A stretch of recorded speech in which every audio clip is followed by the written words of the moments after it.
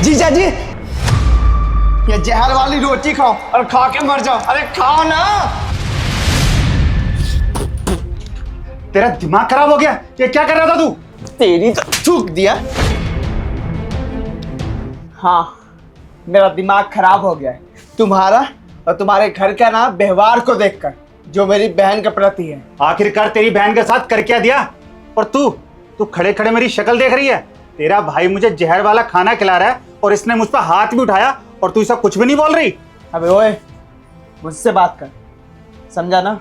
मेरी बहन की तरफ आंख उठाकर भी देखा ना तो साले तुझे और तेरे परिवार के साथ जेल में जलवा दूंगा। ले चलूं क्या थाने? हैं? साले साहब, मुझे तो कुछ भी समझ में नहीं आ रहा। आखिर ये सब करने की वजह क्या है?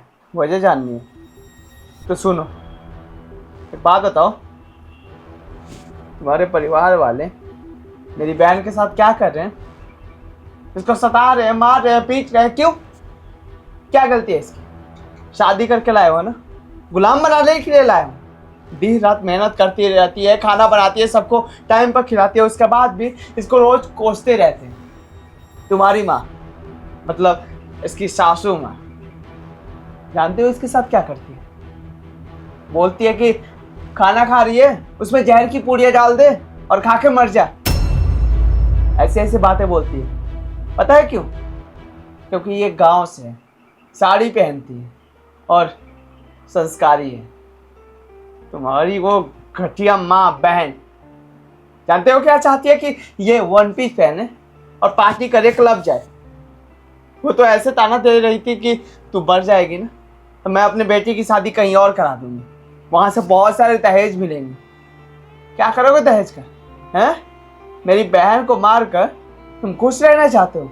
हैं? तुम्हें और तुम्हारे परिवार को मैं नहीं छोड़ूंगा। अरे अगर दहेज ही चाहिए तो मुझसे बोला होता। आज से ही नहीं, मेरी बहन बहुत दिन से बर्दाश्त कर रही है, रोज घुट घुट के जी रही है। मैंने कई बार इससे पूछने की कोशिश भी करी पर ये बता नहीं रही थी। जानते हो क्यों? क्योंकि अपना ये रिश्ता बचाना चाहती थी, ऐसे बर्बाद होने नहीं दे रही थी। और मैंने पूछा कि बहन ऐसे घुट घुट के कब तक जिएगी, बता आखिर बात क्या है? फिर इसने बताया कि भैया मैं तो मर मर के जी रही हूँ, कहाँ पर शादी करा दी। ना पति मेरे से प्यार करता है, ना सास, ना ननद, ऐसी जिंदगी जी रही है बहन। और आपको काने कान खबर भी नहीं है। कैसे पति हैं? कभी आराम से बैठकर बहन से बात करने की कोशिश की कि इसका हाल चाल क्या है? इसकी तबीयत भी खराब होती है तो कभी पूछने की कोशिश की? अभी चैन से सो रहे थे, हैं? बॉर्डर पर आ जा रहे हो ना, कभी इसे शॉपिंग कराने की कोशिश की? नहीं। आपको क्या फर्क पड़ता है? आपको फर्क पड़ता है अपने माँ बाप, अपनी बहन भाई से। मेरी बहन क्या है? गुलाम है? नौकर है? बताओ ना। बहुत हो गया। अगर ऐसी ही हरकत करते रहोगे ना, टाइम नहीं लगेगा, साले तुम्हारे सारे परिवार को ना जेल में डाल दूंगा, समझे ना? और हाँ, वही सबक सिखाने आया था कि जैसे तुम्हारी माँ मेरी बहन के साथ करती है, बोलती है कि खाने में जहर डाल के मार दूंगी, तुम्हारे साथ वैसा किया तो कैसा लगा तुम्हें? बुरा लगा ना? वैसे ही घुट घुट के मेरी बहन जी रही है, इसको रोजाना बुरा लगता है। तो क्या तुम्हारे साथ जो किया वो गलत है? अगर गलत तुम्हारी नजरों में है ना तो मानते रहो, पर मेरी नजरों में गलत नहीं है। मैंने तुम्हें सबक सिखाने के लिए ये सब किया, समझ में आ रहा है ना? और हाँ, अभी बेशर्मों की तरह ना मुंडी नीचे मत करो। बोलो ये सब क्या चल रहा है और क्या बोलना चाहोगे? इसमें तुम्हारे फैमिली वालों की गलती है या नहीं? बोलो ना।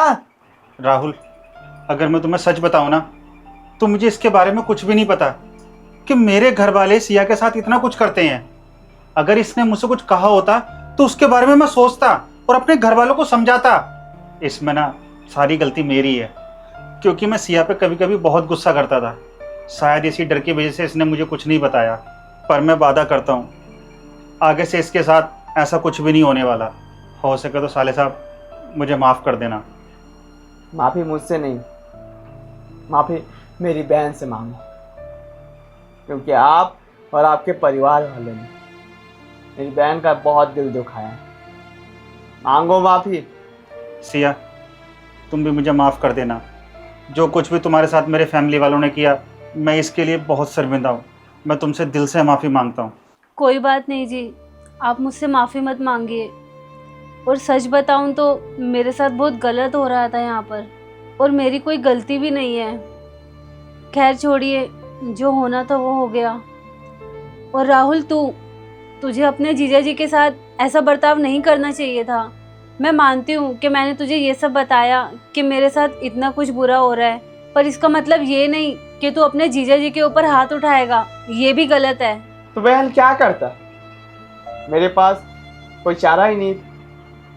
अरे तेरे से बहुत ज्यादा प्यार करता हूँ बहन, ऐसे तुझे तकलीफ में नहीं देख सकता था, इसलिए मुझे जो लगा वो मैंने किया। अगर ज्यादा मेरा दिमाग खराब होता ना तो इन लोगों को थाने में डालने में मुझे टाइम नहीं लगता। लेकिन मैंने इज्जत देखी, अपनी बहन के ससुराल वालों का इज्जत देखा। क्योंकि अगर जेल में डाल देता ना तो खामखा इज्जत बदनाम हो जाती और लोग बोलते कि कैसी बहू आई थी, अपने ससुराल वालों को अपने भाई के हाथों जेल में डलवा दी, और पीछे की वजह नहीं जानते, बातें बहुत बनाते।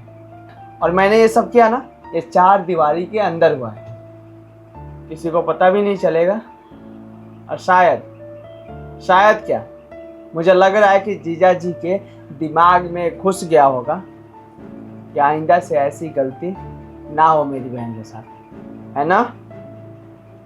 बाकी मैं भी आपसे हाथ जोड़कर माफ़ी मांगना चाहूँगा, क्योंकि मेरी भी गलती है। ऐसे आपके साथ बदतमीजी नहीं करना चाहिए था, पर जीजा जी सच बताए तो हमारे पास और कोई चारा नहीं था, इसलिए ये तरीका अपनाना पड़ा। हो सके तो हमें माफ़ कर दीजिए।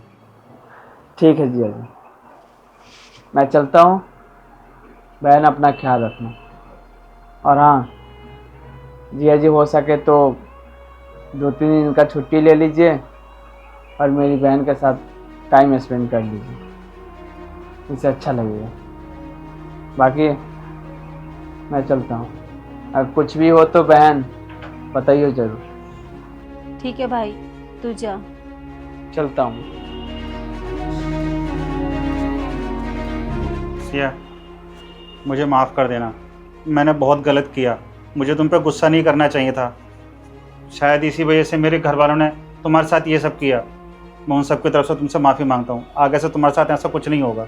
मेरे घर वालों ने तुम्हारे साथ जो कुछ किया है ना, मैं उनकी उस गलती का ना एहसास उन्हें ज़रूर कराऊँगा। और हाँ, मैं बॉर्डर पर फ़ोन करके ना 3-4 दिन की छुट्टी और ले लेता हूँ, फिर हम दोनों अच्छा टाइम स्पेंड करेंगे। कोई बात नहीं, आपको अपनी गलती का एहसास हुआ, मेरे लिए इतना ही बहुत है। ठीक है, अगर आगे से ऐसी कोई बात होती है तो तुम मुझे ज़रूर बताना। ठीक है।